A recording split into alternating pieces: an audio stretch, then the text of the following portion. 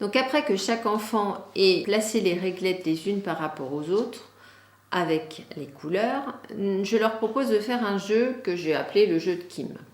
Donc nous prenons les 5 plus petites réglettes que nous plaçons dans notre main, à plat. Cette main, nous la plaçons sur nos 2 cuisses qui sont serrées, mais sous la table, qui permet de ne plus faire travailler les yeux, mais bien le toucher. Et on se rend compte, en fait, c'est pour travailler sur le sens inné de quantité, même si la notion de quantité n'est pas encore apparue à ce stade de mon travail avec les réglettes. Et je leur demande, pouvez-vous me montrer la réglette rouge? Tout le monde me présente la réglette rouge et nous la rangeons. Pouvez-vous me montrer la réglette jaune?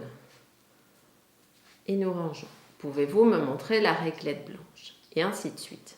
Et ensuite, je propose aux enfants de prendre le rôle de la maîtresse. C'est à chacun de dire la réglette qu'il veut que les autres retrouvent. Donc ça prend un certain temps parce que pour les enfants, il faut déjà mémoriser la taille des réglettes en fonction de la couleur.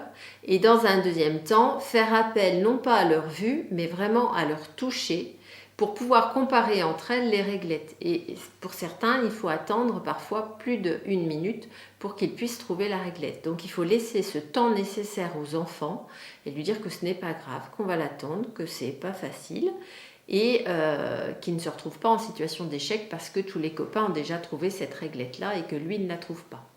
Le fait de poser la main sur les 2 cuisses fermées, ça évite aussi aux réglettes de tomber, ce qui n'évite pas les chutes parfois. Mais en général, ça va mieux.